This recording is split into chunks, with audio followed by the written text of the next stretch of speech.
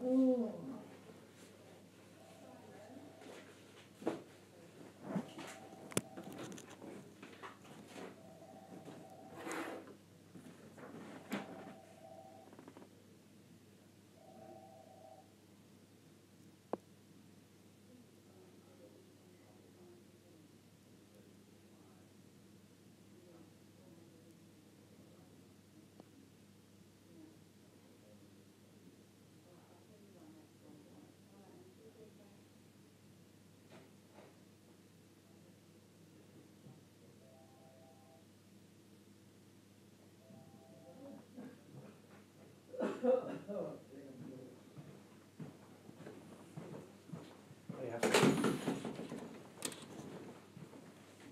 Right.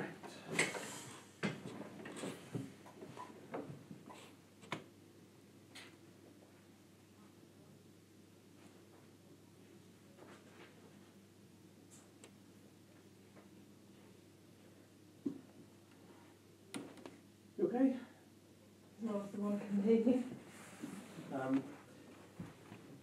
We need to have a meeting, a bit of a catch up to try and share where we think things are at, and no doubt you can do the same. In the minefield of employment law, we have to have a conversation now under section 111A of the Employment Act. Section what, sorry? 111A of the Employment Act, which is effectively almost like a without prejudice, off the record conversation between two parties. In other words, it means that you can say what you feel, we can say some of the thoughts that we have without there being the ability to have any recourse to use it for future use on either side, shall we say. So it's a vehicle that has been created to allow employees and employers to have open, honest conversation without fear of saying something that might future incriminate them on either side. So the law has been designed with that in mind. But to do it properly, we have to say that the meeting is held under a section 1118. I don't know what you're quite getting at, but surely if this is the kind of meeting this is, I need to get some legal advice before engaging in any talks. If you don't know what you don't. The rules are, believe it or not, we don't have to allow you anyone to come inside, but if you want to have something like a bev come and sit in, you can, but there is no obligation for us to do it, because it's a you and us type conversation.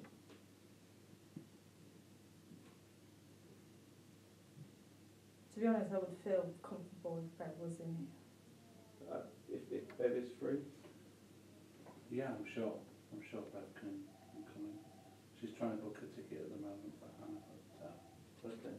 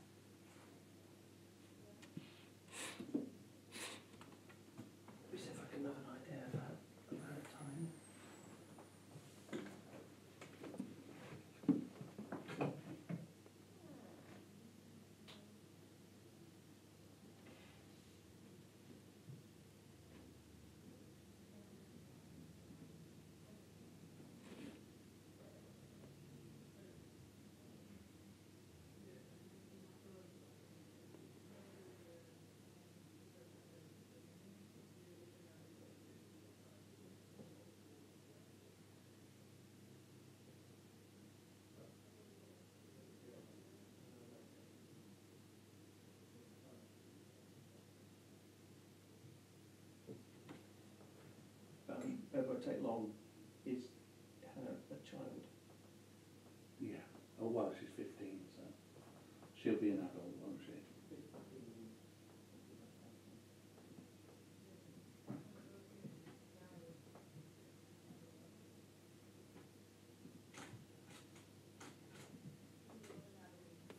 Adults at 16 typically, isn't it? It depends on planes.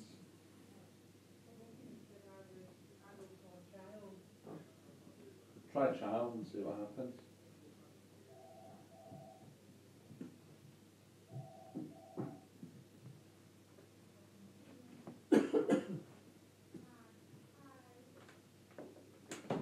Just trying to sort that out.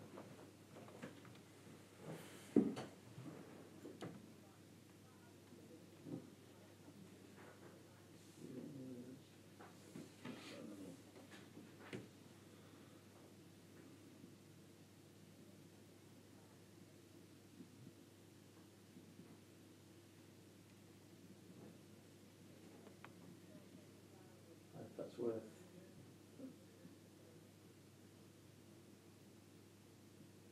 Yeah, it's worth talking that through, isn't it, I think? Do you want me to read you a bit from the ACAS notes on these? I'm sorry it sounds so formal, we just wanted to try and do this the right way to have a conversation without somebody finding either of ourselves in hot water. According to this, the 11A is a settlement agreement. Well, section 11A, that's part of it, of the Employment Law 96 has been introduced to allow greater flexibility in the use of confidential discussions as a means of ending the employment relationship. It runs alongside the without prejudice principle, provided that even where no employment dispute exists, the parties may still offer and discuss a settlement agreement in the knowledge that their conversations cannot be used in any subsequent unfair dismissal claim. It is the confidentiality aspect of section 111A that is a specific focus of this code. So, as you know, we've signed up with Peninsula to help us in our whole area of HR, because as a growing company, you know, we need to be mindful of what our obligations are to all the staff, as well as, you know, staff to us.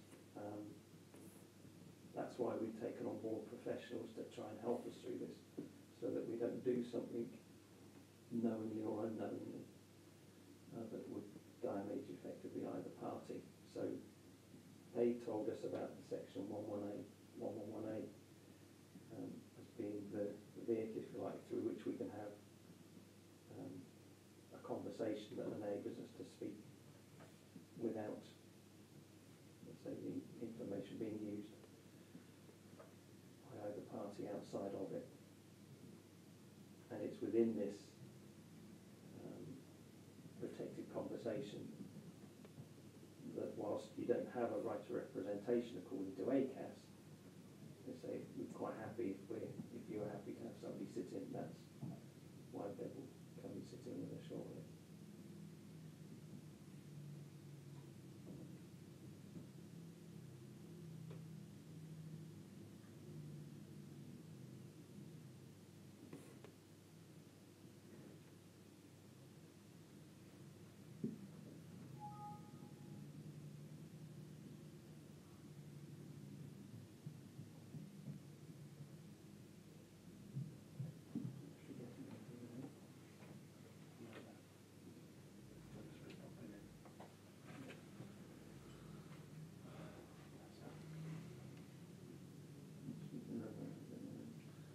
It's a little bit more, just so that, say the least. I'll try and find the counter, my original counter for driving licence there. All the rest of them. Yeah, I've seen it recently. I don't know where it is.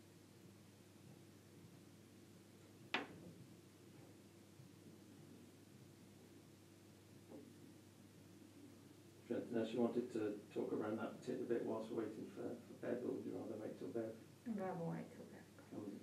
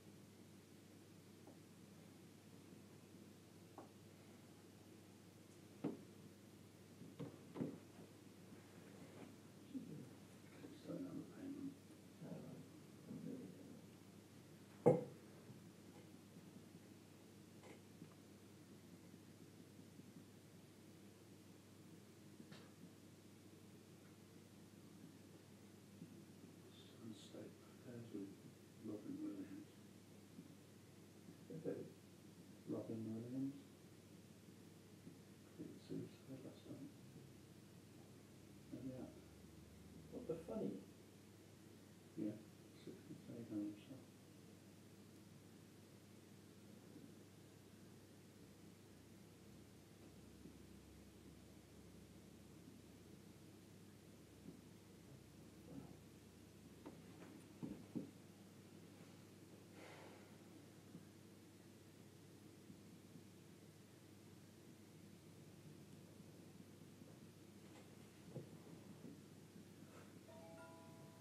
What a tragedy.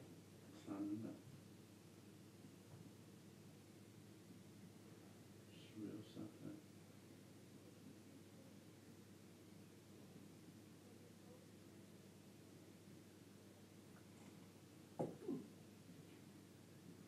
You haven't seen any English film?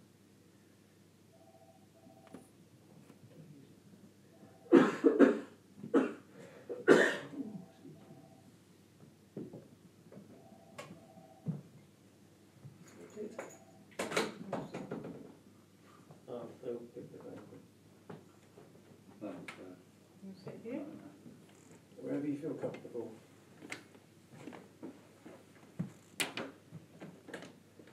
Just explain to Kira that this is an informal meeting, but you have to do it under something called Section 111A of the Employment Rights Act. And just read out a little excerpt from it that effectively gives opportunity for both parties to be able to speak, share information, without it being used on either part in the future. And whilst we're advised that there is no obligation for Kira to have someone to be in here, we'd be quite happy if she wanted to, so she's asked whether you would be happy to sit in. So I guess we should ask you, are you happy to sit in? Well, it just depends on what to do what. Simply to be here, I guess, to listen. You'd have no other role to play. Oh, so I mean, I didn't know anything about this, so If you're happy to be here, I mean, what was your expectation of Ben's attendance, Kira? support. Okay, which obviously we're quite happy to do if you're happy to simply be here for support. Okay. So, anyway, so you're clear about the umbrella, if you like, that we've been advised to hold the meeting under, without wanting to be, it's not a formal meeting, but we have to state that it's under this section 111A, to be able to have freedom of conversation. That's our understanding and the advice that we've been given. I don't know if you hopefully concurred with what I've just said. Mm-hmm. Yeah, okay. The reason we're here,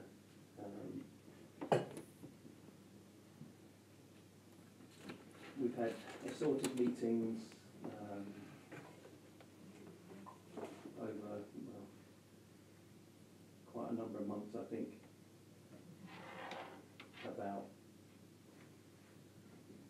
the relationship between yourself and the business and vice versa,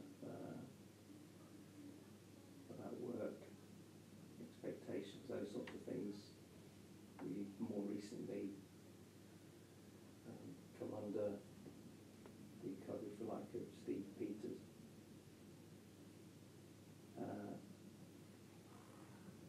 And from what I'm hearing, that doesn't seem to be going particularly well either.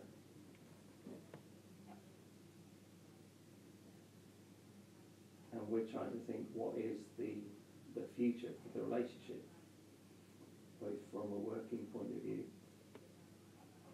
and from you as a person.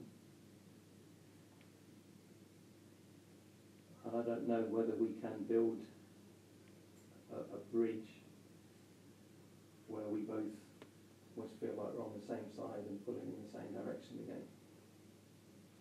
But obviously you have your own thoughts on that. So one option is that we come to a settlement, which would be a financial settlement, and effectively there's a parting of the ways. You would go with an employer's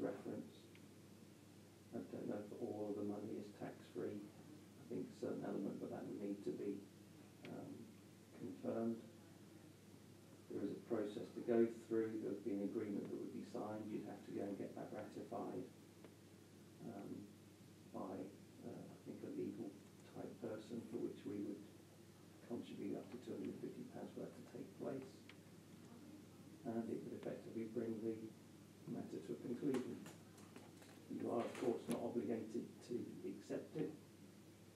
You might think I'm interested but want to discuss the details of it. So there is no pre-agreed outcome, which is why it seems to me that ACAS, or whoever ACAS, but the law has been drafted to allow both parties just to say where they feel they're at and whether they think this would be a suitable way forward or not. So that's why we have this umbrella, if you like, this confidentiality umbrella, that we can both express the views for yourself and Simon, myself, I guess, on behalf of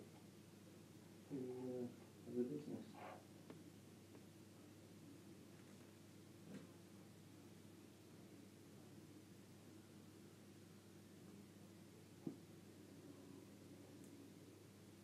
What are your initial thoughts?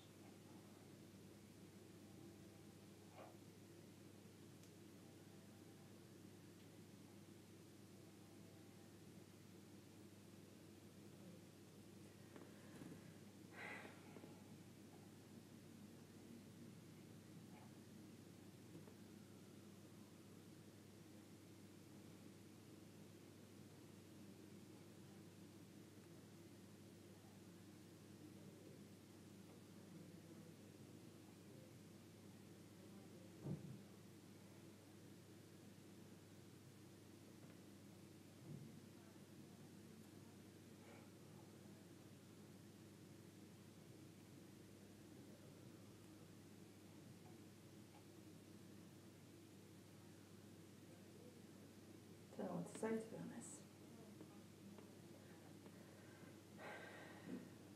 What would your assessment be of the working relationship at the moment? Are you happy in your work? I don't think the expansion and how he dealt with it was dealt with terribly. What, this particular meeting or previous ones? Lots, all the others before. In what way? In which way? Well, when I initially said that I needed some more support, it was always, well, we're not quite ready to do it yet, we're not quite ready to do it yet. Can you be specific, because I'm not sure I see it that way? I mean, you had 5 to 6 weeks, which was signed off by your...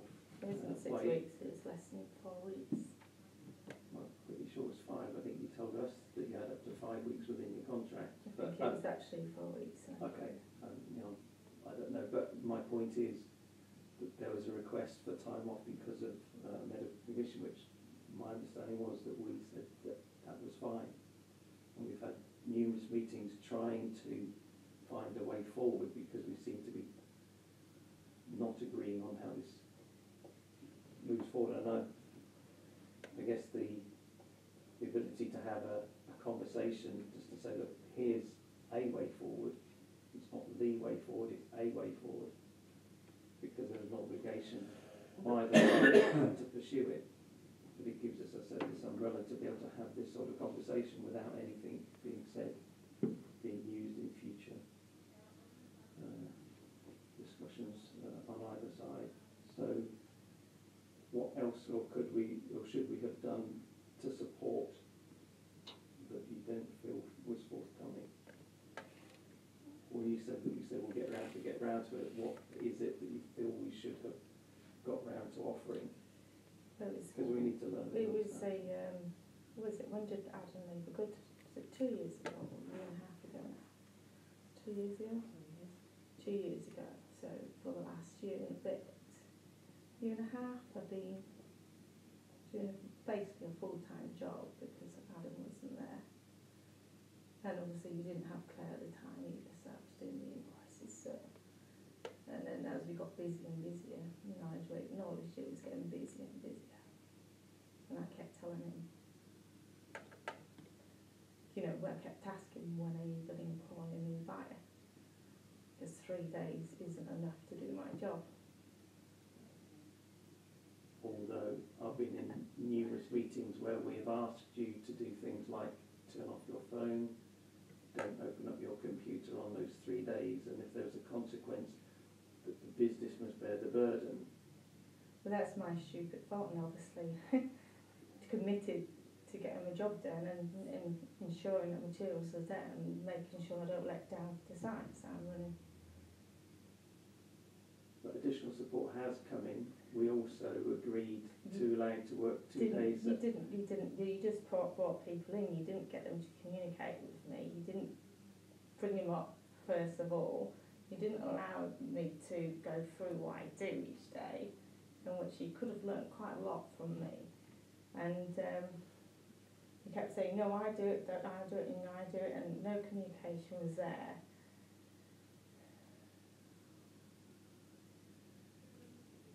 I think the buying process, ultimately Nigel has the final decision on and has made it clear, and he asked for your input into that, which, as I recall, the UK, so that he ended up with a buying process that he felt was suitable for the business and has taken other buyers on with a view to it growing as a department.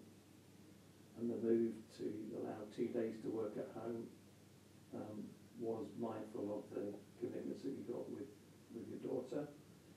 The Monday morning meeting, I think you have between 8 and 9. Again, trying to be mindful so that you have the freedom to be able to attend that to support.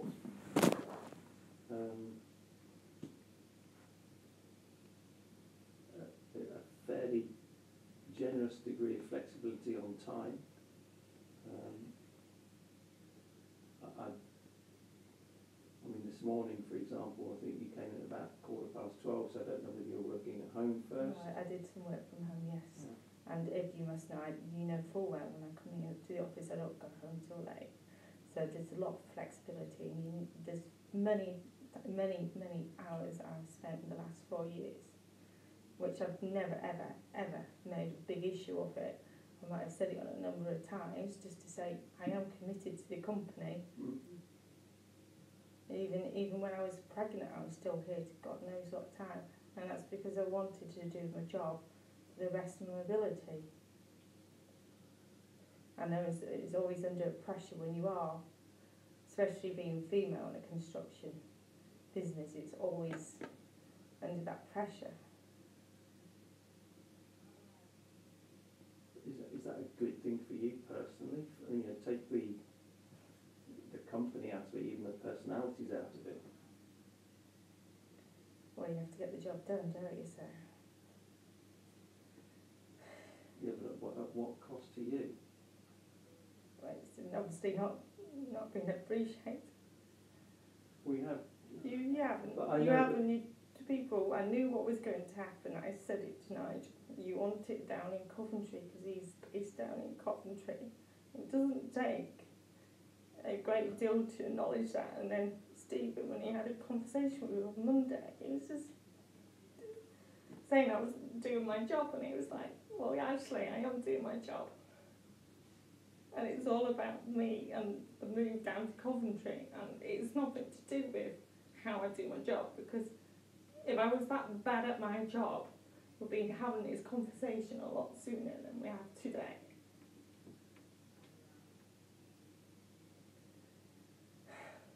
We just don't seem to be able to come to a place of, I don't know, of agreement, either at a personal level or a business. I'm not talking about you and me, but, Because nobody listens to me. Last week, a simple order that I should have been able to order. One stopped with virtually everyone I could think of that we could place the order with. And I still haven't placed it because I haven't got enough credit with anyone else. I can't get an account open. And it's like, well, why are you doing work outside your house? And it's like, well, I'm trying to get this sorted. And they're not getting, nobody is listening when you say you are not paying the accounts, we have so much financial money out, I have to balance it to get the job done and appreciate that the systems work and you don't always get your money on time, but you should be able to learn from that and appreciate that someone who's doing the job is trying to balance that, trying to please the people, the suppliers, to move them forward. And then all I get is, well, you haven't done this, you haven't cleared the blue file, you haven't done this kitchen yet, and I could foresee what was happening. It was just, and it was nothing about if I haven't done my work or not. The fact is that you want the purchasing down where Nigel can keep control of it, and I don't live in Coventry, and with a child under 5, it's difficult.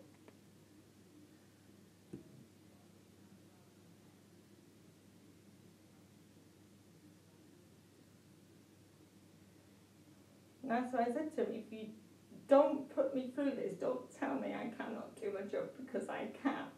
And I'm extremely good at my job.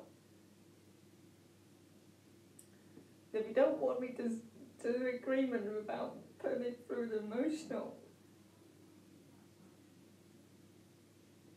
impact on it, because everything I've suggested it just gets dismissed.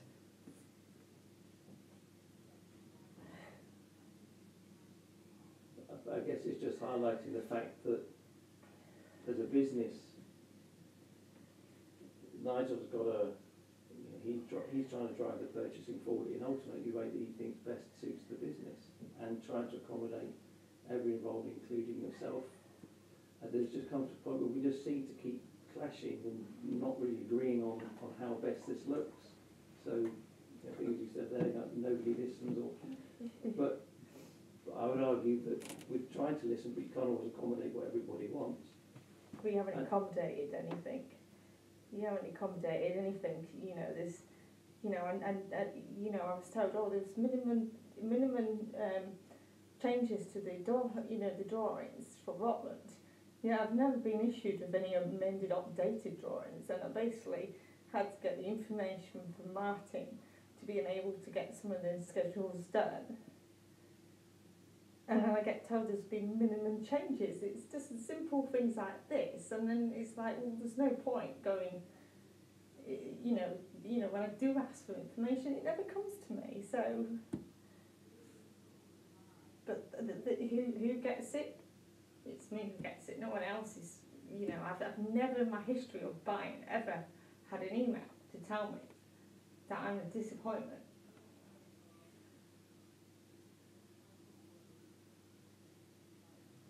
And what did that refer to specifically? Disappointment for this blue file and for the kitchens. Who In which I sent- saved you some money, but that's regardless. Who sent the email? Stephen Peters.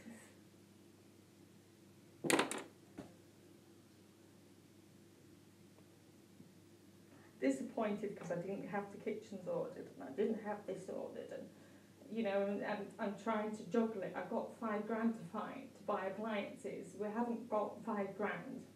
Can't even have £4 for the wallings thing. So it's like anything I suggest it's just doesn't matter. So do you think he had no foundation at all for his concern over the purchasing? I don't know the details of that. No, because he's never sat down with me since he started. He was originally supposed to take over from Nigel to confirm the buying process, which never happened. And then it was just last Monday it was just one thing after another, and I haven't done this file, which you acknowledge I've been off ill for 4 weeks. I'm still 4 weeks behind. I've tried to catch up, and yes, you did give me some time to get in, but I was still doing work for the guys on site because I'm really abroad from my own back sometimes, and I like to be controlled of the sites I run. I like to know what expenditure is being spent, and I don't totally agree with some of the things, but I can't control that, and I do my best to do my job. But when you start telling me I'm disappointed and that, I told you when we were at that meeting, I can't go to Coventry, I can't afford to go to Coventry. If you want me to go to Coventry once a month, I'll go if you pay for my train journey. I can't go in the car, and then what do I get a week after? I want you to go to Coventry once a week. That's 99 miles down just one way, 99 miles back. I thought I'd struggle to come here with the 27 miles, never 99. At least it's only an hour down the road, an hour and a half, whatever, depending on traffic. So if anything does happen to Siobhan, and it is such a difficult position to be, because I should be able to be a working mum and be able to film my job out, but asking me to go to Coventry, it's just, nobody else is coming to Huddersfield. And, you know, you bring in these other buyers who haven't got the same experience as me, yet we're all classed as the same, give a lot of the reins to Paul. You know, to go to QS to get drawings and not to the design team, it's difficult. Extremely difficult, because every single buyer's job I had, I've always gone to the architect. I think we started working together 4 years ago, and the girl that I knew then, you've lost a lot over the period, and I'm not sure why. Lost what? Well, a lot of certainly your happiness, just in yourself. And I think this is what concerns me more than anything else, that most of the time when you come into the office here, you don't talk to any of the staff.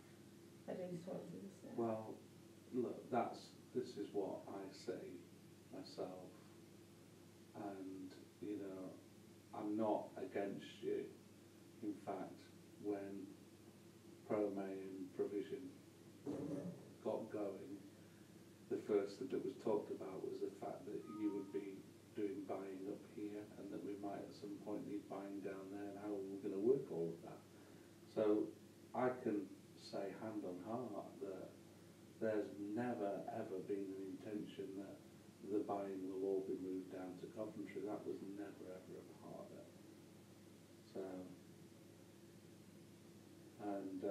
and you know that I don't tell lies, so I've got no reason to tell you anything but the truth. So in terms of why this has gone so badly wrong, the issues that I'm hearing about are coming primarily from likes of Steve and Nigel, whereby they're saying that they're asking you to do certain things, but you're doing something different, or that you're not. Oh, what stuff have I done then? I think that they've asked you to do certain jobs and you've done something different. They've said, can you go and buy that, and you've not agreed with something that the architect sent through, so you've gone back to the architect and asked to change it, or which they've been surprised about, because that wasn't part of your remit. That's just one example that I'm aware of. I'm sure if they came in here and sat down, the thing that concerns me is this, Kira. I'm not here to accuse you, and I'm not here to start throwing all those things about, but somewhere the relationship has broken down. And if it was a relationship with one individual, say it was a relationship with Nigel May, and you just could not get on with Nigel May, then I'd say, okay, there's personality issues there. How do we work around that? But then I had a comment come back on the same lines with Paul Tracy, a comment come back on the same lines with Steve Peters, a comment from Nigel saying that it was very difficult in talking with you about things. So well, Stephen, he hasn't even given me a chance. When I first met Stephen Peters, when I first met him, he actually stopped by because he passed Paul Tracy's girlfriend, and I didn't even know who she was. She didn't even introduce me, and he hugged her, and I stood there, and then he says, that's Paul Tracy's girlfriend.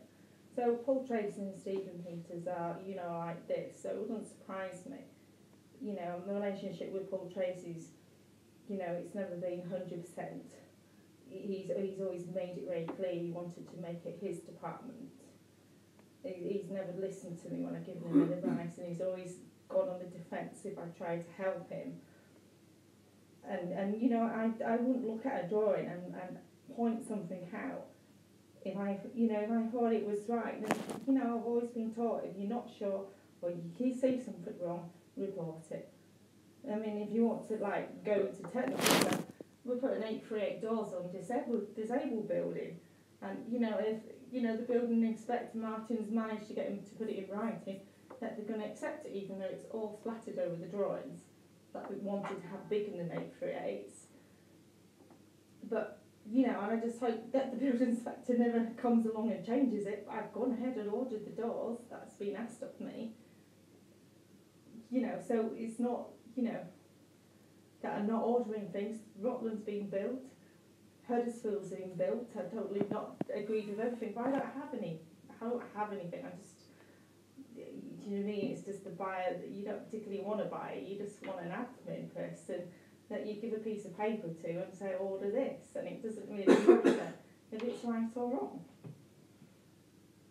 Coming back to Steve Peters, you said you don't think he's given you a chance. But No, he hasn't. again, I've heard more than once that you don't respond to his emails, you don't respond to his phone calls, and when you were away from the office the previous week, that you hadn't made him aware.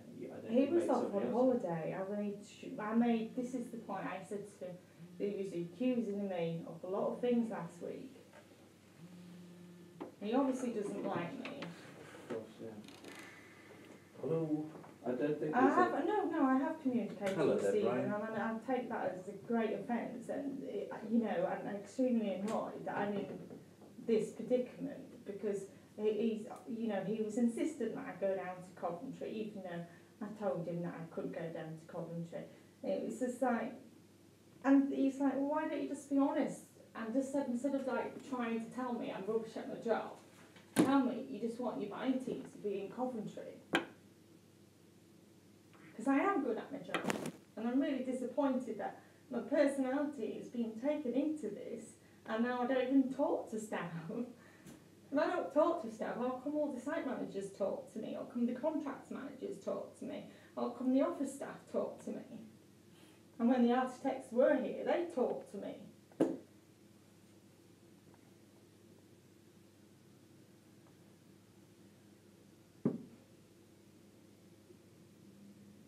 To my mind, this is just, I suppose, highlighting. You believe the others over me, and that's what it is.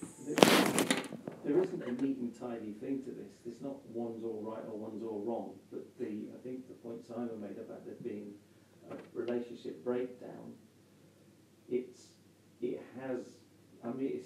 seems to be fairly seriously damaged, and it's trying to think, is there goodwill and faith on both parties to see it re-established?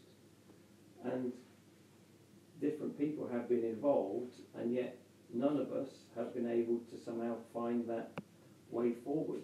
Well, I actually thought we were going forward, but it just seems to me that there's just been, you know, it was highlighted to me last week that there was an issue that he didn't seem to like me, so he was just trying to build up a case that he could suddenly say, well, I don't want you anymore. And I said to him, don't start criticising my job. If you don't want me here just because you want to be in Coventry, then just be honest and say that. Don't get me through. I'm nearly 40. I'm not a young child or young person starting out in my career. I've done this for a long time. And I don't need that thing when you can see it from the offset. You can see by the emails. I said to my partner when Stephen sent that email to me, telling me that he was disappointed. And my partner said, wait till you see him, don't respond to him. Because I was upset. And he said, I said, does that sound like a manager that's supporting me, or does it sound like a manager who doesn't want me? And Phil said, he doesn't want you there. I don't know what led up to the sending of the email, but I can't imagine it would have been a first resort. So if he'd had his frustration about trying to communicate... Well, I've been here every Tuesday, and he said I wasn't here every Tuesday. I was here every Tuesday. And, you know, it's... You can carry on, but it's evident to me that, you know... And so classic, it's just a classic, isn't it? Let's move the buying to Coventry, and then just let's make somebody to life as difficult as we can make it be, not listen to them, and then make out that they're some kind of... But it hasn't been that way. But I clearly hear that you see it that way, and that's part of the problem, is we see things, it seems, broadly speaking, quite differently, and I don't know how we get to a place where we see things the same way, in such a way that a relationship can be re-established and move things forward. It can't be good for you, and it isn't helping the buying team. It needs to be resolved, and we've tried different methods, it seems, and conversations, and yet we don't still seem to be progressing. So bringing in someone else who's experienced in their role, experienced with people, good at what they do as well. So it's not that you're not good at what you do and he's not good, but that's not working either. So. Well, you never just doesn't matter, because I know what it is. He's done it pretty well. But that's he something did it coming quite with well, and it's just like, congratulations. But that's an assumption that no, it's not. I don't believe. But there again, I don't believe what you're saying to be the case. But clearly you do, and I don't know how we get around that. That's the crux of it. We don't seem to be able to find a bridge that we can meet on. I'm talking about me individually, you individually, but collectively, that we can meet on professionally, if you like, to move forward. Because you're seeing things very differently than I'm pretty sure he does, and if I'm honest, I do, without knowing the details of this email that was sent. At least as I recall.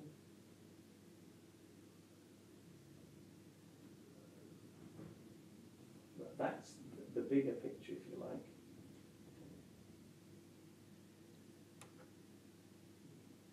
But equally, there is no future in just carrying on in the same vein either, is there? No, he just pushed me out of a job, which I told you that months ago. And it's been cleverly obstructed.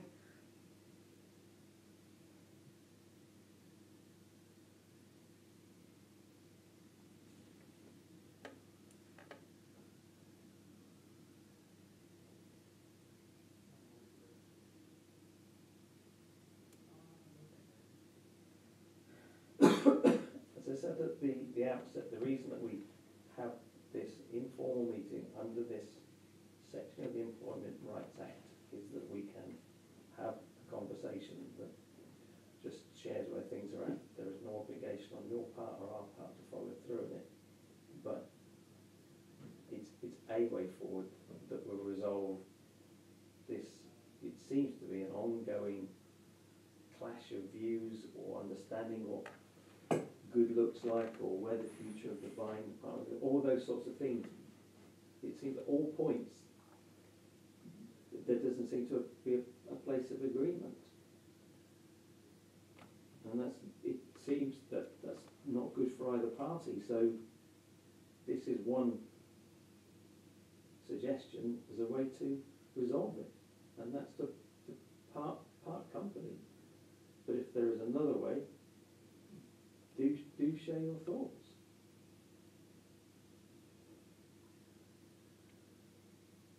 Not a lot of choice really, because it's clearly that Stephen doesn't like me, Paul doesn't like me.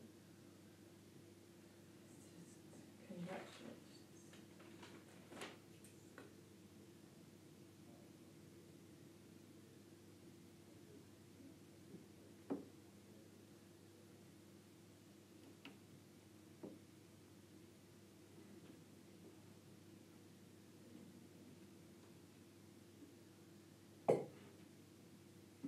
So is this an option that you are interested in? I don't know what you're Pursuing. proposing. What's the proposal? Okay.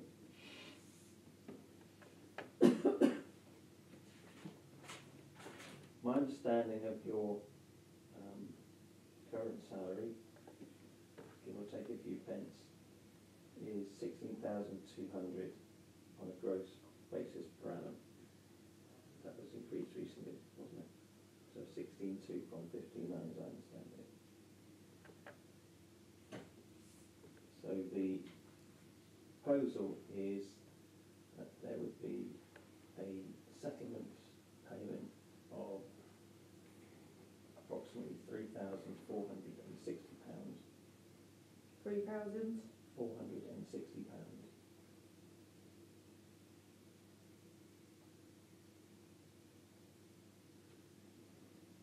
That's just 3 months.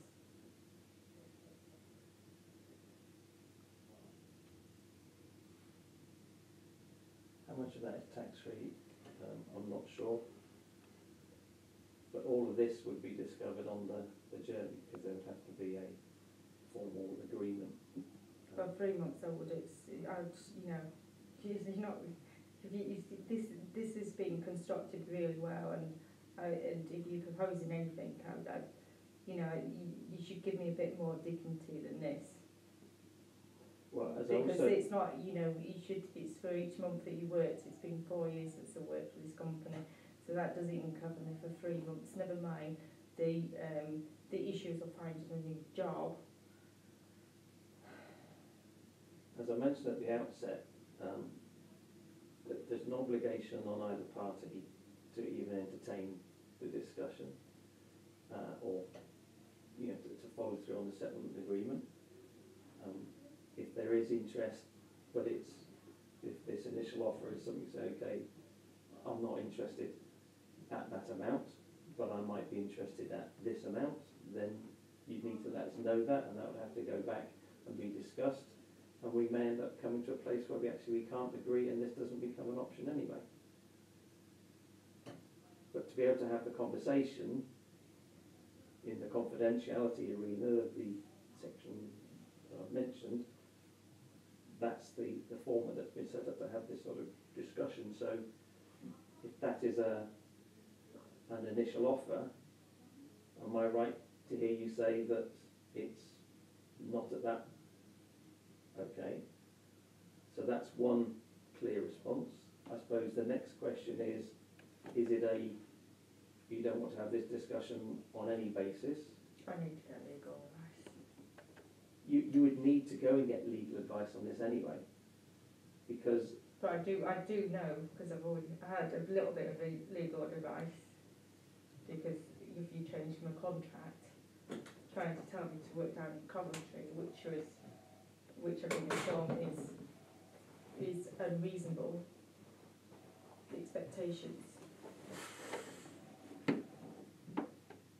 So I have a little bit, but that's just, you know, to say that somebody's constructed this, and they constructed it, you need a gold medal for it, constructing me out of a job and then trying to make out that my personality and me as a person is, yeah, sure, I've got a mental health problem. But I still do my job, but obviously others in this company have joined the company, perceive it differently. I don't fit in. My face doesn't fit in. I don't belong to your, I don't live in Coventry, I don't follow your faith.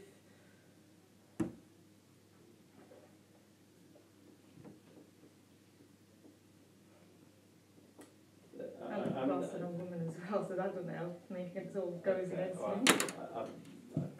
I don't think the last 2 points really warrant a response. About faith in being a woman, I think that. Well, when you can't get gentlemen and ladies, you know, it just gives me an indication. It just screams volumes, really, at me. But I've always just try to just get on with my job and just think, I can do this, I can just bear with it and hopefully have, you know, and just when I think that we're going somewhere forward, it ends up like this. So, just trying to bring it back to the point we were making before, where I think we've come to is the offer that was originally proposed is not acceptable.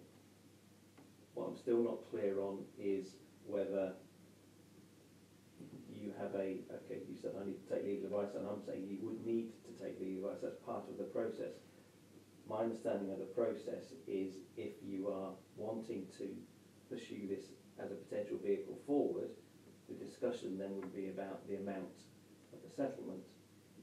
But we would then have to create a letter and a separate document which outlined the details of it, and you would need to go and take that to someone in the legal. Just say that again, sorry.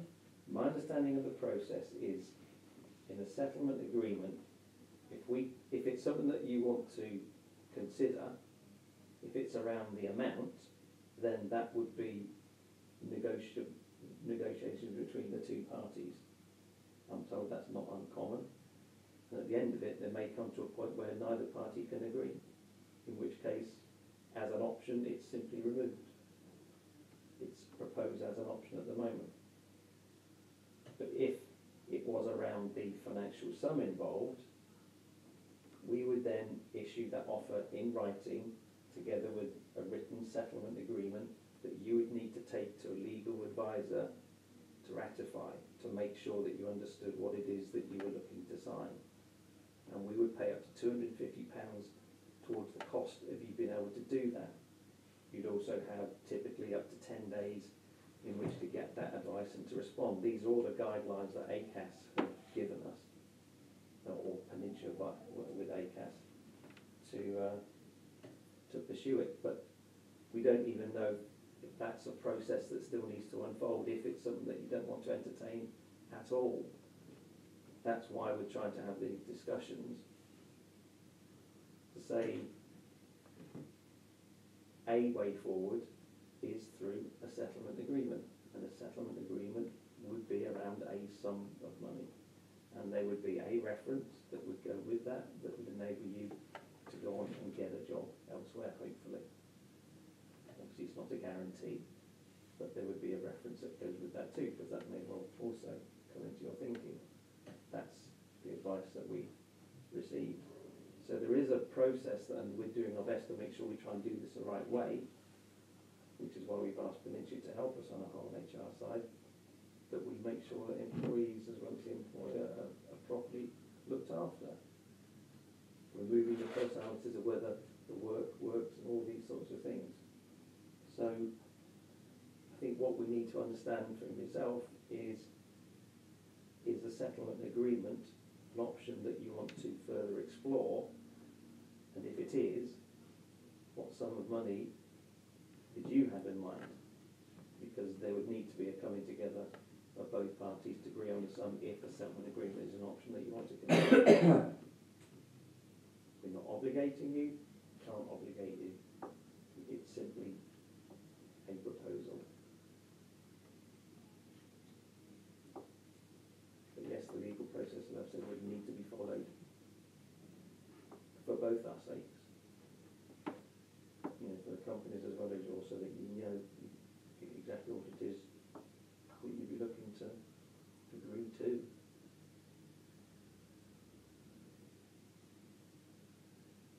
I presume, and this is me presuming now, that if you said, okay, here's a sum, and eventually they came to a place of agreement on the sum, and we issued a letter and a settlement agreement, if then you went to see a legal person and they advised something or something that came up out of it, I'm presuming at that point you still don't need to sign, but I haven't explored that.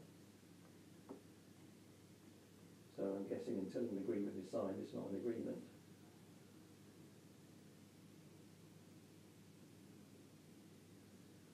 So there's time offered, there is a process offered, there's legal advice offered, there's a sum of money to help get the legal advice offered, and it's all being done under the guidance of both Peninsula and ACAS to make sure that it's done in the proper way. So regardless of all the other things we discussed as an option of a way forward, we're trying to make sure this is done in the right way. So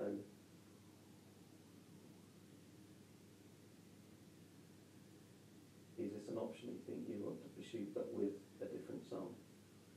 I don't know. I don't know. One minute you've got a job, next minute you haven't got a job.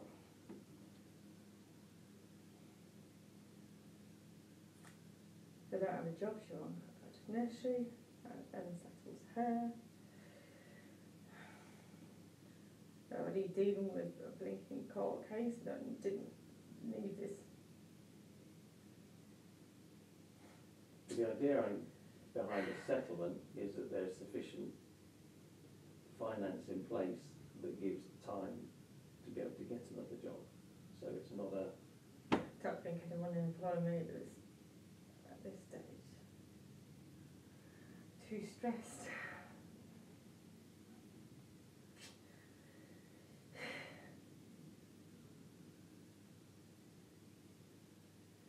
It's not just go like get another job, it's your career. You know, when I first came here, it's I want you to be part of this company.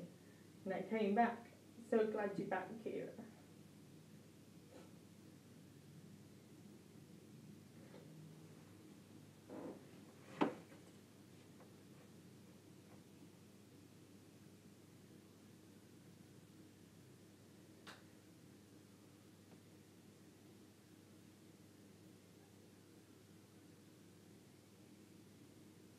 I was of the understanding that you put my salary up to, is it £500 a month or year? It was 500 per annum pro rata.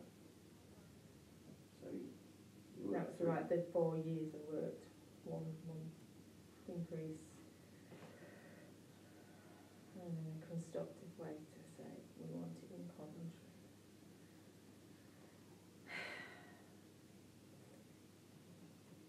Let me just clarify on that one, Kira. Most people for 4 years haven't had a salary or pay rise at all in the company. Most people in the country haven't had a pay rise in 4 years. So, you know, you're going down the road of a conspiracy theory and it isn't that. You know, you're saying some things that, frankly, outside of this meeting I'd be quite offended at, because I would hope that you would know me better than some of the things that you're saying, because some of the things that you're commenting on start to say some pretty bad things or mean things about some of the people involved here, and they're just not true.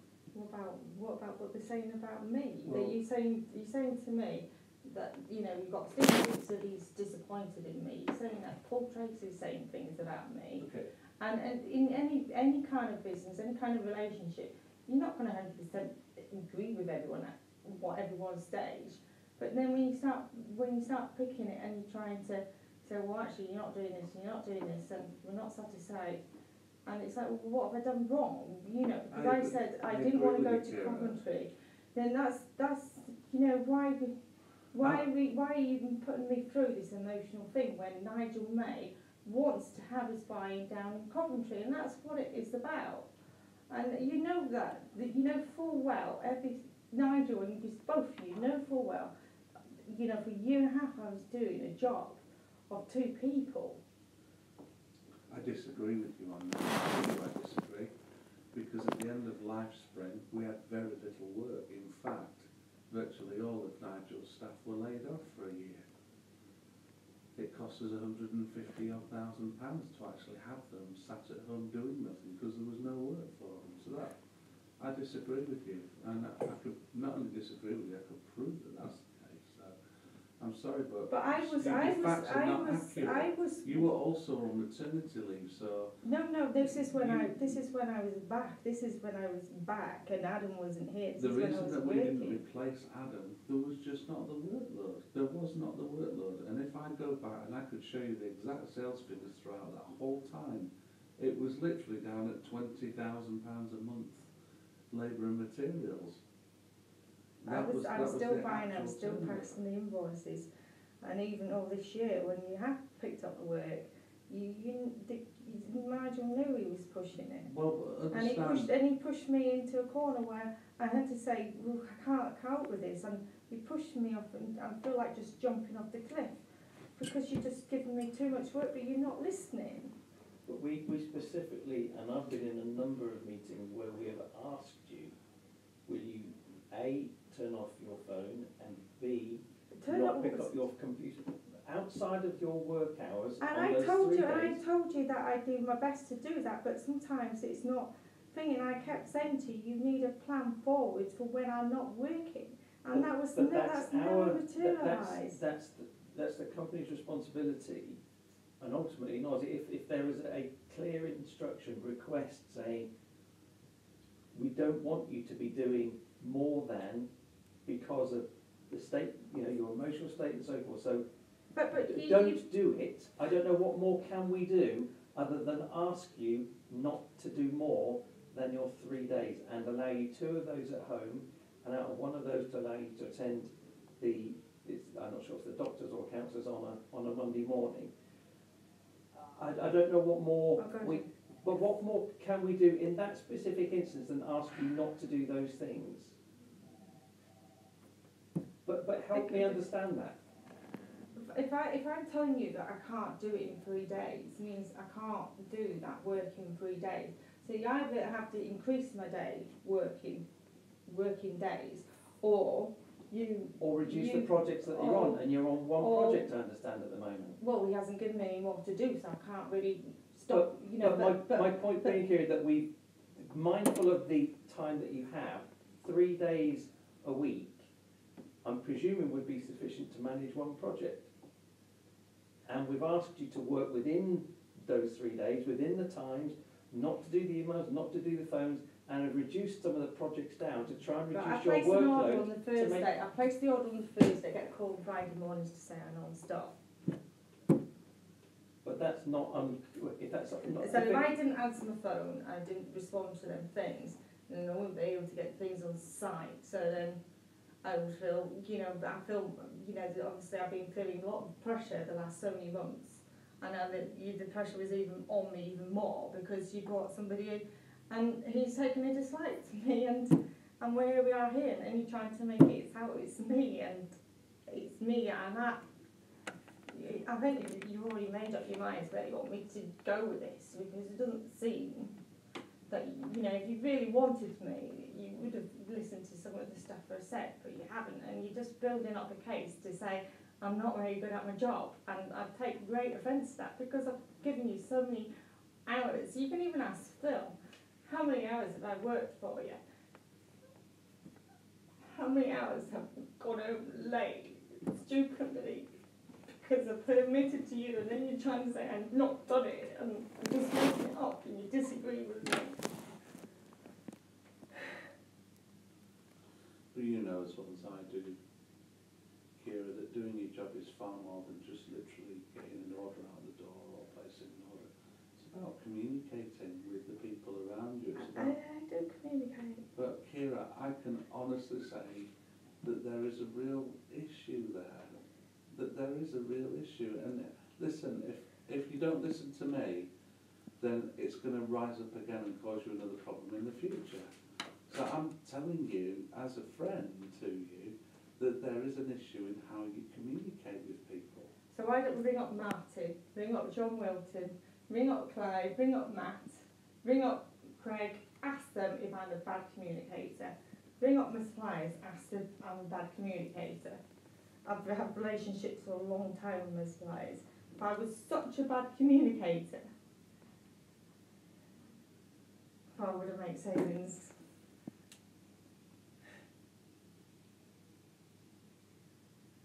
So, it's clear to me that there's certain people that dislike me, and it's this crazy classic. I don't think it's down to dislike. I think it's people are finding it very difficult to communicate with you, and very difficult to be able to work alongside you because of that communication issue. And I honestly think that is one of the biggest issues here.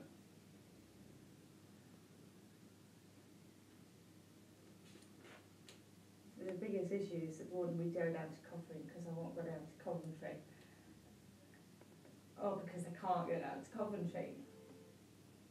That's the issue, and they're trying to make out it's my personality and this and that. Do you not think there are communication challenges or issues at all, or to some extent?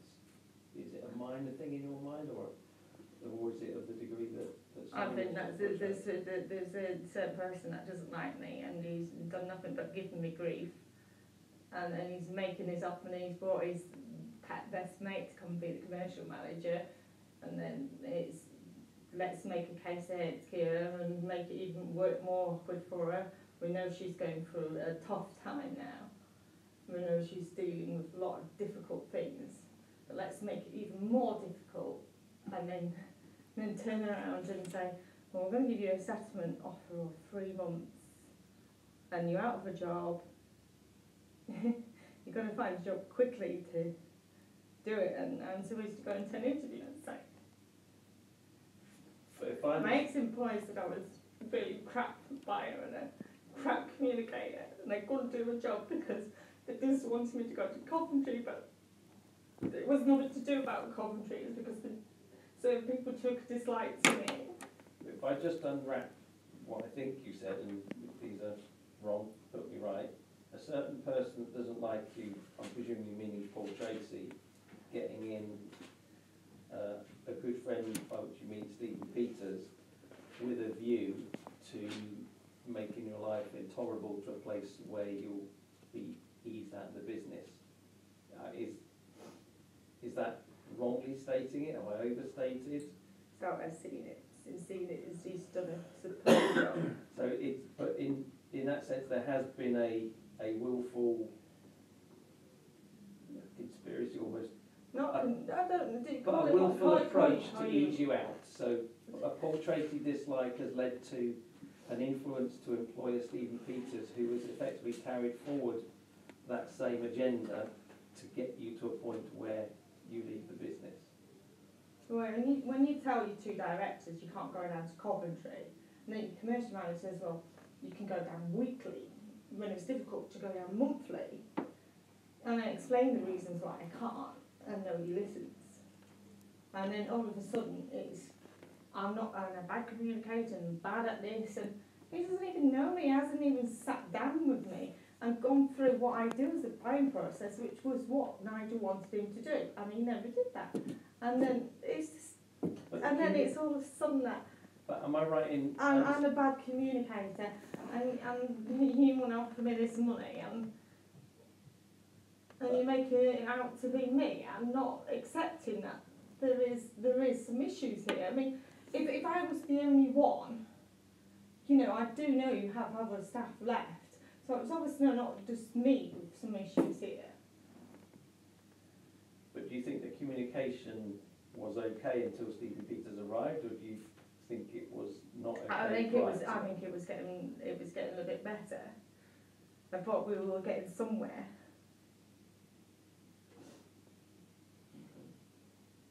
But you sat in that meeting weeks ago when we had the review. I mean,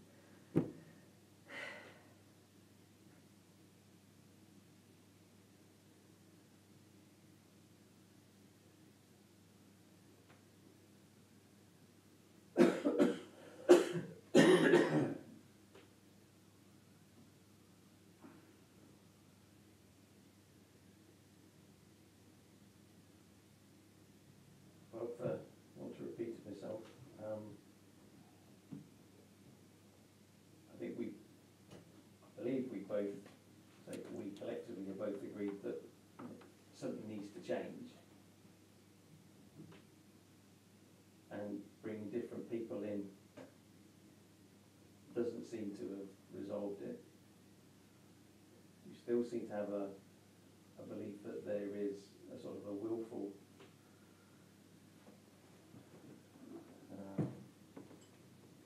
agenda almost against you personally.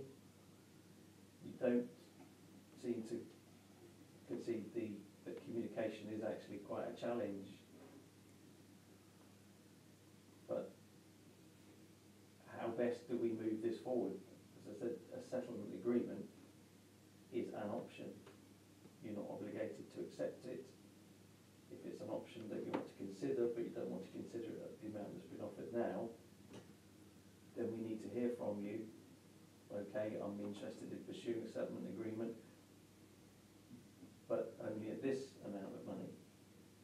And that will or won't be acceptable to the directors, and can either come to a place of agreement with you on the amount, and then the process of the letter and the agreement and seeing the legal brief and so forth, and all that process then follows on, or it doesn't. So I think that, I suppose, is the point that we I don't think, I think you kind of pushed me into this because you said a lot of things today that, you know, that I'm extremely upset about. You know, I'd love to know what Paul Tracy did actually say about me. Quite interesting. And I just find, you know, the actions of Stephen Peters, and just, you know, I just can't believe my ears last week when he was talking. That's why I tried to make a great effort to try and to show you what I was doing in the plea file, but it's obvious to me, it doesn't matter how many hours I work. What I do, you're just going to find something and tell me off for doing it. So I can't do right from wrong. And the only way I can see it is because you just want everything down in Coventry, and you know, you just want to ruin my career. But I say, here's the money. Well, you get employed with the promise that you're part of the company, part of the vision. But it's obviously it's not. It's the things have changed, and there's different people involved. Then different people want it down in Coventry, and it's simple. I don't live there. When you started with provision, I need to pick up on this. When you started with provision, you started as a full-time employee. Mm-hmm. You came on board with us on a full-time basis. You became pregnant. You took first of all maternity leave, and when you took maternity leave and you came back, you said, okay, I want to come back, but I don't want to come back on a full-time basis. Can I come back on a part-time basis? If our intention was not to have you involved, would we have agreed to making that change? No, we wouldn't have done, because it's not in our interest to have a buyer part-time. It's not easy to deal with that. But for the last 3 years, or last 2.5 years, we have worked within the remit. Not only have we worked within that remit, but when you said you were struggling from a point of view of coming in here for 3 days a week, and could you work some of those at home, we accommodated that as well. So if our attitude is all we've done is try to find a way to get rid of you, then that just does not bear up, because why would we try and accommodate all of Why would you tell someone that, you know, I'm not doing my job properly, and I'm not doing this, and I've got a personality problem, and I need to do this, and I need to do that, and really the reality is that it has become apparent that, you know, I pushed you into getting someone employed as full time because I took that time off, and it was all down in Coventry. If Kira, your job amounted to placing orders and that was it, then fine, but it's not. There is relationships, communication, teamwork, a sense of responsibility in responding back to people, talking to people, being in communication with them, and that has fallen down. If you talk about nobody else has ever had a problem with you, let me give you an example. Jewson's refused at one point to talk with you. And you know that because I ended up... No, they did not. Yes, they no, did. They did not. What? No, now you're accusing me of something that I don't know. Now this is all the way back in Coventry did days. Not want to talk to me now. And we talked about it, and in the end, their rep came up here and we met with them. And we talked it through, and I talked through with you about some of how you were communicating with some of the suppliers, and we talked about it. No, you did not. No, this is that's not true. That's not fair. This is no. 3.5 years ago. Well, I know people very well at Jewson, so if you need me to get them to this is down at Coventry. This. And we got phone calls, and we had other situations down there, and we talked with you about it. We talked with you about how you talk with people. No. Well, yeah, I'm sorry, that's true. No, I don't. Well, if it was true, I would have had it logged down. If that was true, fine. I would have had that logged down. But what I'm saying is that some of those things are coming up again at this time. So which problems have I got with suppliers now? I've had... You're aware of a gap? Yeah, and still you didn't tell me who it was still, because I'd like to know who it is, because I have no idea. Because they won't disclose that. They won't disclose that. Well, you know, you don't pay people, so that's why they don't want to deal with us. You know, I had an email from someone the No, other week. they made said it very clear. 2.5. If I can just finish, they made it very clear on that. Get that in writing. Get it in writing that they had a problem with me. 50%. How could we get that in writing? Because That's a ridiculous because- request. No, because you're accusing me of me not communicating with people. Gap don't want to deal with us because we didn't pay them. They had an email from someone the other day. I said, can we order some stuff? And they said, I'm really sorry, but you didn't pay us for 2.5 months. We closed the account. They said half of the reason was down to finance and half of the reason. Yeah, you already said that, and I said that was not true. That was not true because I had a good relationship with, I think it was But- Steve in the council, and he But used to give me credit straight away. I haven't made that And- up. I haven't gone fishing trying to get comments. That's something that they've told us. We haven't asked them. They've told us the reasons why and why they won't reopen the account. I never heard. I'll tell you something for now.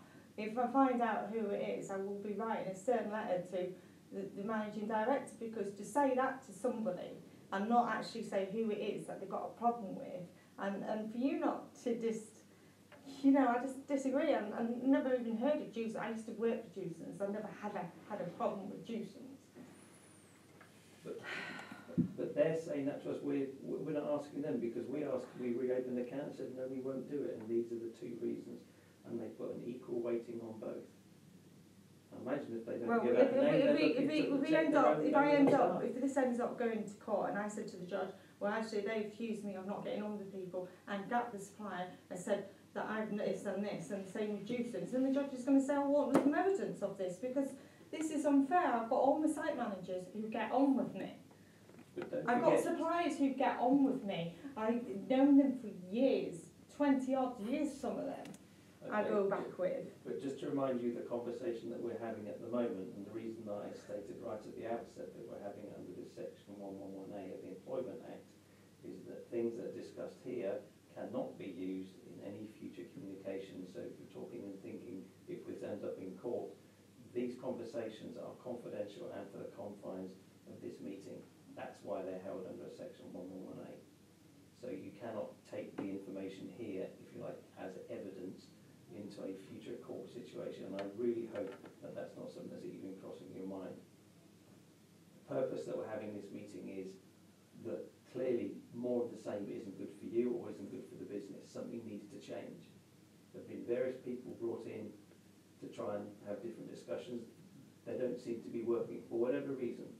You seem to be seeing things quite differently than others do. It doesn't mean to say that you don't hold your belief or your viewpoints with real clear conviction. Yes, you do, but equally others do as well.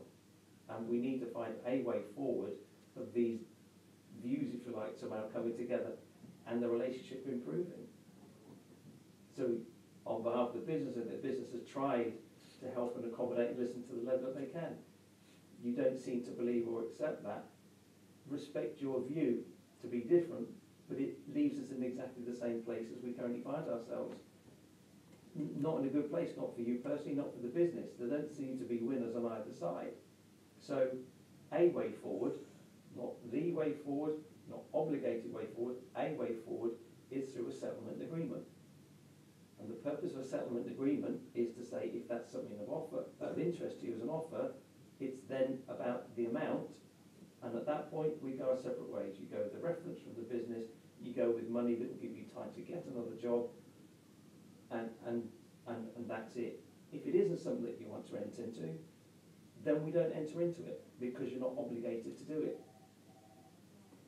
That's why we're having the discussion under this section of the Employment Act. That's the advice that we've been given. That's why we're trying to do things the right way round, so that we cover you and your best interests as well as those of the business. So either something needs to change relationally and so forth, going forward, and or can I this ask you a doesn't. question? I'm assuming that you want to get rid and give me the settlement, otherwise this wouldn't even come up. How should I respond to that? How should I respond to that? I have said on numerous occasions, this must be, it can't be good for you, feeling the way that you feel, that everyone is against you. I have said that. Not everyone's against me. It's just, Well, but it's just but the people. But you the get a QS. sense that key personnel are against you, Yeah. almost to a point where Yeah. there's been a thought process from a Paul Tracy to a Steve Peters to you, if you like. That's been something. Well, you thought through mentioned and that planned. Paul's had a problem with me, so it just sums it up. So I don't agree with that, but clearly you think that. How do we move forward from that place? It's not that I think, it's you just told me that Paul had a problem, that Paul said something against me, so I it's think Paul has obviously... expressed what some others have expressed, So the who others? difficulty in communication, and that things don't seem to be meshing, they seem to be Ask for clashing. Paul for some information and I don't get it. That's my fault. It's not, we're not trying to identify fault here. Well, it is down to fault, isn't it? Because Well- it's not Paul sat here, it's not Paul having to re-find his career again, it's me. It's nobody else, it's me who has to go out and find a new career and have the trust of employees who, when they say that they're going to employ you, and not to make out that I'm something else and that, Juicens didn't want to work with us and Gap doesn't want to work with us because of you. You know, it's all adding up. It's every single bit is adding up. I mean, it's like, do you want to just push me up the cliff? Because that's how let me it just feels. identify to you the reason I mentioned Juicens to you, because that was 4 years ago and we talked that through. You might have no memory of it, but we did. I do have a very good memory. I'm not that daft. And I do recall it, and I have Mick Badley, who's a very close friend of me at Juicens, and that wasn't the case at all. And I even, Anthony, who used to work at Juicens, I ended up, I still, I got a good relationship. I had a good relationship with Stephen, and it's just, it's a manipulation and whatever is this. That sort of thing is just not acceptable for me. Sorry, I'm not in for any manipulation with anybody. No, the suppliers have manipulation, all this is all, it is all like, it's like somebody doesn't clearly like me for whatever reason, and to this build a place, I don't know, I feel really broken, really broken. Well, let's talk about the way forward. We have, as far as I can see, we have 3 ways forward, Kira. The first way forward is that we just carry on the same as it is. And I think that will destroy you, and it will destroy what's left of any relationships within the company. And I don't think that's going to be helpful for anybody. But that is an option. Option 2 is that there is an agreement for change, and that there are new parameters set as to what that looks like that are acceptable to both parties, but understanding that there's a business that needs to function. So that would be change that's needed to allow relationships to be built back up, and for trust on both sides to be strengthened, and for a future working relationship to be built. The third option is, if that can't be achieved, is that there is a parting of the ways.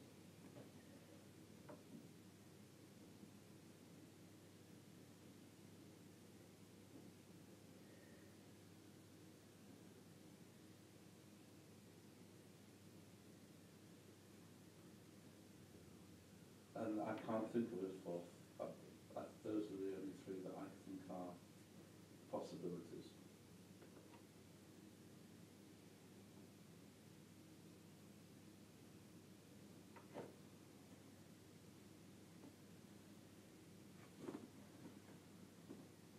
But I think that there needs to be a better definition of certain things that are taking place at the moment, including what times you're expected to be employed. I think one thing that certainly doesn't appear to be working is the whole mobile phone thing.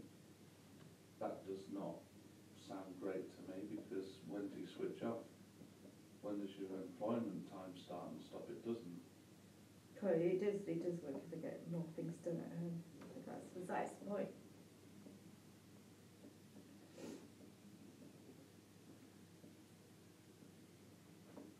Duties and responsibilities, making sure that that is fully clarified.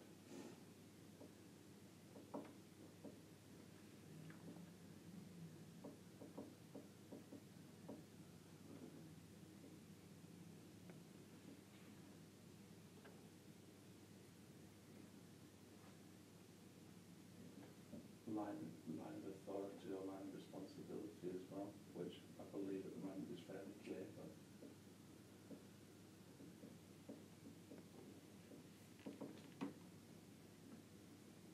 and lines of communication.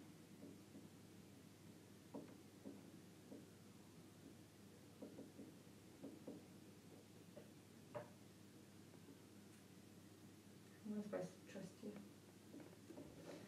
When you just told me that a lot of things that were quite new to me. I mean, all this was quite new. You just landed this on me today as well. So I could even, you know, you got your legal information on this, and it's just been broached on me today. And well, Kira, this is the first time I've read this at your meeting, so I've not been sat preparing things like this. As far as I'm concerned, all the way up until a discussion that Stephen had last week, every board meeting, you can talk to the guys independently or whatever you want, but at every board meeting I've said, how can we get our way forward? How can this have a positive outcome? And there are aspects of Kira that I think are fantastic. And those are things that I've said in meetings time and time again. There are certain aspects that aren't great right now.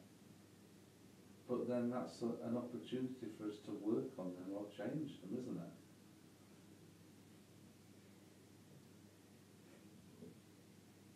But there's got to be a willingness, because if there's not a willingness, it won't go anywhere. It will just but this is just me. But that's what I mean. It's all about me, and do you know what I feel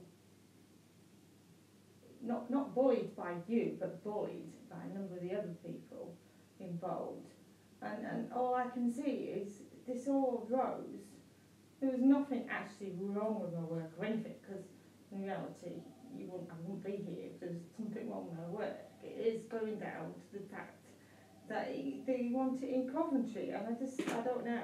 I need to go away and think. I just could have done without this, because I've got enough issues. Work is like an escapism for me. Well, I've not talked about change of location in that. That's not formed part of what I've said. But if people don't like me, I can't make people like me. And as a buyer and as suppliers, you know, getting these suppliers manipulate all the time because they want business, and if we're not paying them, they don't want to do business with us. It's just you can't pretend that we haven't got a problem with the accounts, because we've got a clear problem with the accounts, which for the last, you know, it's deteriorated a lot worse since I started. It's just very tight and everything, and you do your best, and it's just not, doesn't, you just picked out, you're just picking out all the things that you can think of, and I can defend myself on each of them. No, because I think with the cash flow stuff, Kira, you know that you're right on that. We know that cash flow has been tight. We know that we've had supplier issues. We know that. And the whole of the construction industry has known that as well over the last 4 years. It's been hard all ways round. But at the same time, we also know that we're still doing stuff, we're still working. It's not always easy, we know that. So why are you making my life hard? Why are you making my life? I'm an experienced buyer. If I see something wrong with the drawings, I'll tell you. And I just wanted something to back me up, because I don't have a lot of trust. I don't have any trust in many people. I think that this has been really well constructed, and I just think if you don't want me, just give me a reasonable settlement. The one that he offered me is not even as the requirements that I should get. And to say that it's rude. Above and beyond. No, it's not. Yes, no, it is. No, that I can assure you. But No, again, do it's go not. and check that. It's all right. I've already checked, and it's not. So I just think you've ruined my career. You've basically told me lots of things, and I just can see where it's coming. And she's, I don't know what to think. I need to go away and talk to my legal representative again. What were you proposing on that? Why is it not what would normally be expected? Or what would be the normal case? Is that what is on this first page? What I'm being advised is statutory redundancy calculation, depending whether you're on 3 years or 4 years service, and on the 26th of August would mean that would be 4 years service is 1248. 1 month's notice would be 1352. So the increase of the 936 and the 1248 is 1,500 quid, and then a further £690 for the best estimate of pro rata unpaid holidays comes to 3,460. And the question mark is whether some or all of it is tax-free would need to be clarified. So It pushed me in the corner, and you offered me do 3 months' wage, and I've got a child to think of. I've got a child to think of, and to go out and to, the confidence is sub-zero because you just basically just ripped me. As I've said, you don't have to accept this. What we still don't know, and you may not be able to say at this point, is whether you seem to allude to it then, okay, let's come to an agreement of a sum, but I don't know, is that what you're saying, whether a settlement agreement is an option of a way forward? If it isn't an option of a way forward, it isn't a way forward, and that's it. The settlement agreement is not on the table. So we need to understand if that is an option that you want to consider, but you're saying not at this amount, then it's an option I want to consider at this amount. That's when negotiations take place. And I'm told it's not uncommon if negotiation takes place, proposals, counter proposals until agreement is reached, or they recognise that no agreement is possible. That's the advice that ACAS provide. And we've just tried to follow the advice of how we go about doing this to make sure there's protection offered on both sides. It's not a question whether we like the process or think it's a good process, but we've taken advice from our HR advisors. If the situation needs to be resolved, you have some options. An option is a settlement agreement. To have a discussion around whether an option of a settlement agreement is even something of interest or not, you need to do it under this section of the Employment Law Act. Okay, we'll have the discussion. They tell us how we tee the meeting up, what our obligations are, and we try and follow that advice the best we can. That's why we're having the discussion. It's an option. If on reflection you choose not an option you want to consider at all, it's finished at that point. I don't think you're giving me much choice.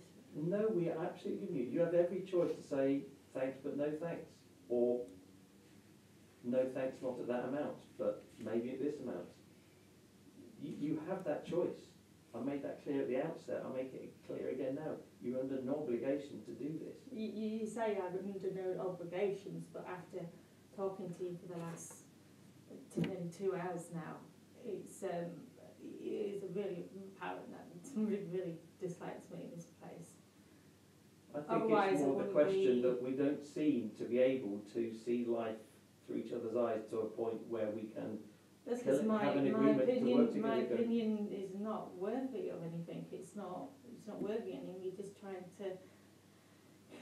to like dig into my personality and saying it's my personality, my communication issues, and it's my fault basically that we're here because it's me.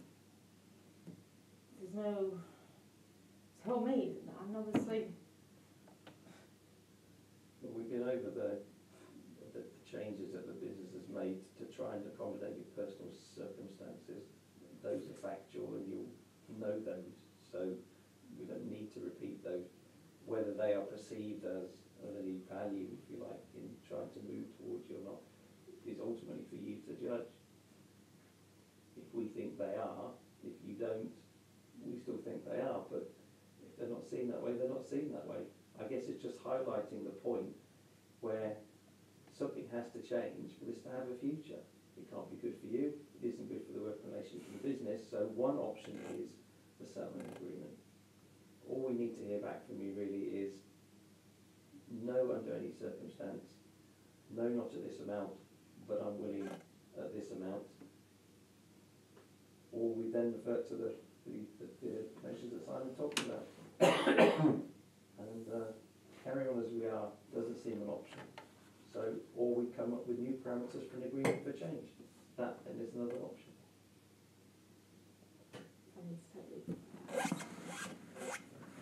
But don't forget what I've stated at the outset. The advice that we've been given about the conversation that's taken place within the room is confidential between us. So that's why I made that really clear at the outset. Oh, I need to talk to a legal person, I need to talk to someone about this.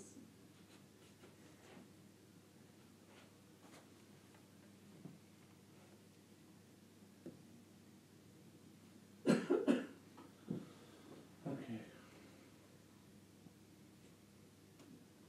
So what would be a reasonable time, do you feel, for you to respond? I don't know, I don't know. I don't know, it's a lot to take in. I agree. I think equally we need to set some sense of, an acceptable parameter between us, otherwise this could potentially just stay open-ended. That would be no good for either party either. If we were to make, if we had come to, okay, I'm interested and here's a sum that we'd agreed upon, then we're advised that a 10-day period to go and take advice and consider it is not unreasonable. So if we said within 10 days for you to consider whether there's something. I don't think I need to think about just what you said to me today. I just need to talk to someone before I can do anything to agree to anything or whichever route I'm going down. I need to talk to someone. Yeah, no, I appreciate that. All I'm trying to do is to say when would be a reasonable I don't know when it would be because. Well, can we at least have an update within 10 days? Even if it's to say, I haven't had a chance to talk to somebody. I just don't want to be left open-ended for your sake or for the company's. So would it be reasonable? I think 10 days is a reasonable period to at least come Yeah, back and say whether it's acceptable, it's not acceptable. We want a further or discussion around it. Or we go back to one of the other options. negotiated. Well, there is only one other option if Yeah. this is. I didn't even mean by the settlement, it's about where I stay with the company or not, and even if I consider the settlement or what, I don't know, I just need time to think. Absolutely. I appreciate you. I appreciate that. You might just think it's a job in the company, but this is my No, I career, don't. this is my livelihood. I understand that too. I've got a daughter that's in nursery, and if I don't work, she can't go into nursery, so it's not just a matter of I giving me understand you've got a lot to this think 3 about. months and I understand. opposed to. I understand you've got a lot to think about. And I'm sorry I'm not even to have the conversation, but the option of carrying on as we are doesn't seem to be good for either party. So that leaves potentially 2 options, either, as Simon was saying, it's readdressed the whole working relationship, or a settlement agreement is something you might want to consider.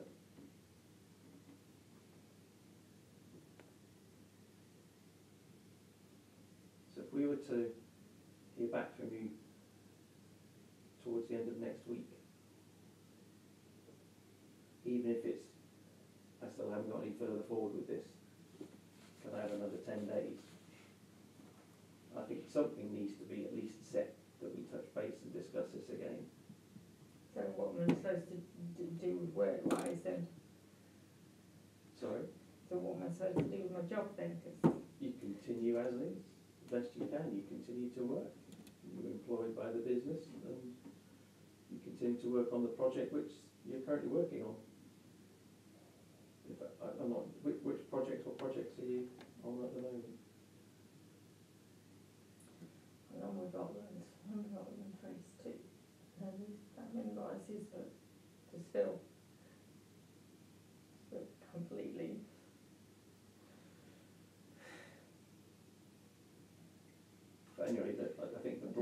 answer would be yes, Yeah, you can continue in your role. Because all we're talking about is a discussion around an option.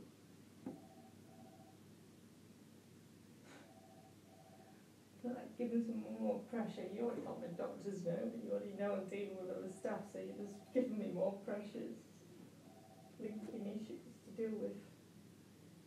So what do you want to do then? Meet up when? When do you go away? I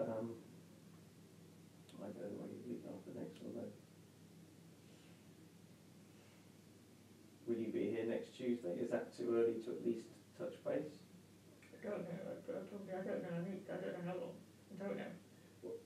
I have a suggestion. I'm trying to deal with the legal case in my own time. So dealing with this legal stuff in my own time as well is blinking hard work, and as well as look as a child. By all means, if you want to talk legally about a process, then fine. But my understanding, as I said, is that the meeting details here are confidential. What do you mean? I don't get that. Am I not allowed to talk to anyone legal then?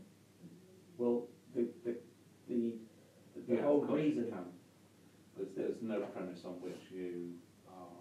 But you basically turned around and said that you're not you're not, that people aren't liking the way I'm working. You're not satisfied with me. I just feel really uncomfortable.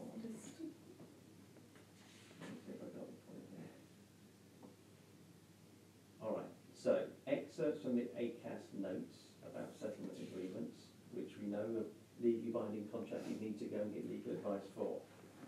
It says the main feature is they waive an individual's right to make a claim to a court or employment tribunal on the matters that are specifically covered in the agreement. Settlement agreements may be proposed prior to undertaking a formal process.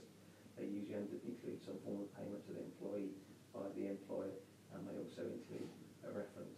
Settlement agreements are voluntary. Parties do not have to agree or enter into discussions if they don't want to.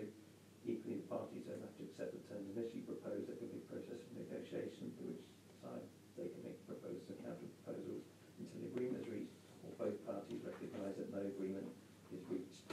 And earlier on it talked about it running alongside the without prejudice principle. The parties most often discuss a settlement agreement in the knowledge that their conversations cannot be used in any subsequent unfair dismissal claim. It is the confidential aspect of section 111A that is a specific focus of this code. So it's a vehicle that ACAS have said that two parties can have a conversation. Which has just been added on to me today, which I don't know enough about, even say it. And again, we're advised we don't have to give notice of the meeting because it's a protected conversation. But you can have somebody in if you wish. That's why we asked whether they could sit in. It is a conversation. But if the settlement agreement is something you wanted to pursue, you would then get a letter, you'd have a legal agreement, you'd go and see a legal person about it, and we'd make a contribution to that meeting so that it wouldn't be out of pocket, providing it's not more than, I think, £250 from memory. So we would, part of the process insists that you have that legal cover for both your sake as well as the business's sake. But if you're here next Tuesday, I think if you have had a chance to think about it by then, it will either be I haven't had a chance to think about it and I need more time, or I have had time to think about it and I am interested in considering a settlement agreement at this amount, or I have had time to think about it and not interested in a settlement agreement at all. I think the response period by the looks of it might be 10 days. The 10 days is from the issuing of the settlement agreement, so if we came to a point of agreement, so right, there it is, you then have 10 days in which to go and seek legal advice about the agreement itself. I think the potential to and fro beforehand isn't defined. No, I can't do anything with this week. I really can't. I've got to do with my other case.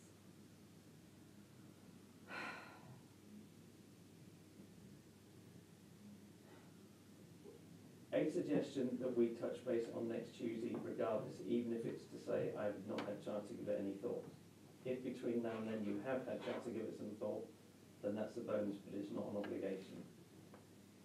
So it would simply be another reference point, and if there's nothing to be discussed at that point, then we'll have to post it forward, probably to our term. Well, I feel it's important to give it a long stop date at the end of August regardless, because if there's not a response by the end of August, the danger is that you're going to drift into option A, which is doing nothing, and it just carrying on, which is not an option. You'd really. need to be here then, and I don't have to be here in that sense. Because I just think that would be the worst for everybody, because everyone's then in limbo, you know, and that would probably be the worst thing for Kira. It'd be the worst thing for. Okay, suggestion then, next Tuesday, which is going to be the 19th, and that will be a day typically that you're in Huddersfield. You can let us know if per chance to consider it or not. Following Tuesday after that is the 25th. It's 26th, but I'd rather just, 26th. I'd rather have So, rather have the 28th to give me enough time to look at it, because I can't look at it but this will you week. be here on the 28th? Well, make sure I'm here. Yeah. So the question is whether you'd be here on the 28th, Don't know. and that would need to be something that Bev would have to check. So as a long stop date then by... What's the long stop date? Well, in other words, we'd need a decision one way or the other as to whether it's something that you wanted to continue to pursue or actually no, I don't. And therefore, let's look at other issues to do with the employment and how can we change and improve on what's going on. I just think it might be, I don't know. I'm very concerned about what other people are saying about me, and you know, I just think if you're going to make anyone, you know, when I've worked so hard for you, that you just basically saying I don't work hard and I shouldn't have done this and I shouldn't have done this, and I don't think anyone's ever said, Kira, that you don't work hard, because they do, and actually... I'm disappointment. I'm a disappointment. I think Steve is disappointed. He was disappointed, and a buyer of my calibre should have had the kitchens and appliances ordered. Even though a true specification was actually specified.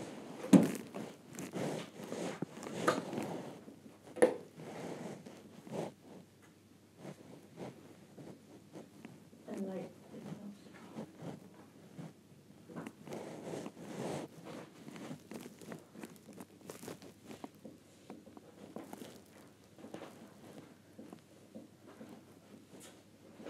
So, Tuesday the 19th, we'll simply touch base to see whether you've had a chance to consider it. If not, then no later than Thursday the 28th, you need to be with yourself.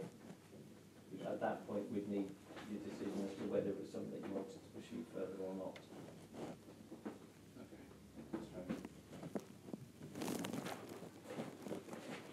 Okay, that's Okay? fine. Yeah. Thanks, Nigel. Thanks for staying in, Dad.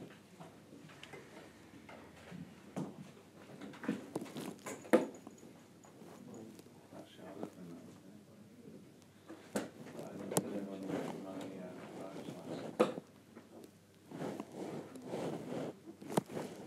Okay. Thanks, Kira. Appreciate your time. Speak to you soon.